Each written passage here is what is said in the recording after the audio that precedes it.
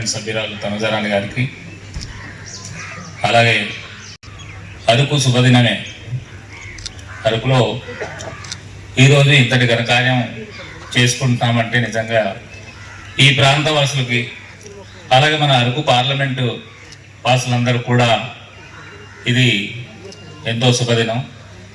ఎందుకంటే గతంలో పాస్పోర్ట్స్ తీసుకోవాలనుకుంటే మన విశాఖపట్నమో లేదా విజయనగరమో లేదా విజయవాడ ఎక్కడో సుదూర ప్రాంతాలకు వెళ్ళి అక్కడ నానా అవస్థలు పడి చేయించుకునేటటువంటి వాళ్ళు. కానీ ఈరోజు ఏంటంటే మన కాళ్ళ కింద మన ముంగిటే ఈరోజు ఈ అవకాశం రావడం అనేటటువంటి నిజంగా మన అందరి యొక్క అదృష్టంగా భావిస్తున్నాను నేనైతే.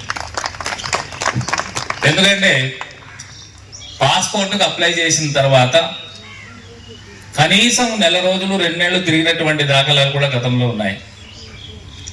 అంటే మనం దరఖాస్తు చేసిన తర్వాత ఆ దరఖాస్తు ఏమో మళ్ళీ పోలీసు వాళ్ళు ఎంక్వైరీ చేసి వాళ్ళ ఎంక్వైరీ ఎప్పుడు చేస్తారో ఎప్పుడు పంపిస్తారో మనకి ఎప్పుడు వస్తుందో కూడా తెలియనటువంటి పరిస్థితులు ఉండేవి.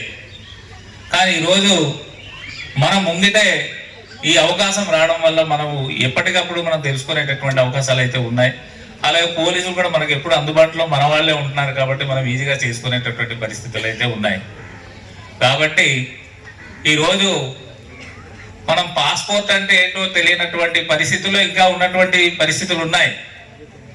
కానీ ఈరోజు మనం పాస్పోర్ట్ ఆఫీస్ అనేటటువంటిది ఒకటి అరకులోనే ఉంది అనేటటువంటిది పాడేరు వాళ్ళు కూడా ఈరోజు తెలియదు. సో ఇప్పుడు ఏంటంటే మనము విదేశాలకు వెళ్ళాలనుకుంటే పాస్పోర్ట్ అనేటటువంటిది చాలా అవసరం.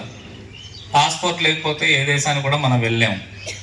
ఇందాక సారు మరి శ్రీనివాస్ గారు అన్నట్టు ఏంటంటే మీరు ఏ దేశానికి వెళ్ళాలనుకున్నా సరే ఈ పాస్పోర్ట్గానే ఉపయోగిస్తామేమో అని చెప్పేసి అనేటటువంటిది కాకుండా మనకు అదొక ఐడెంటిటీ కార్డ్.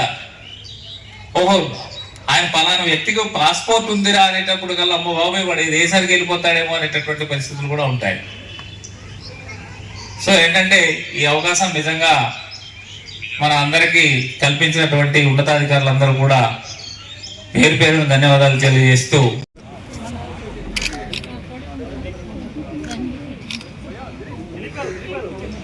జస్ట్ మీద పట్టుకున్నట్టు జస్ట్ అలా చేయండి.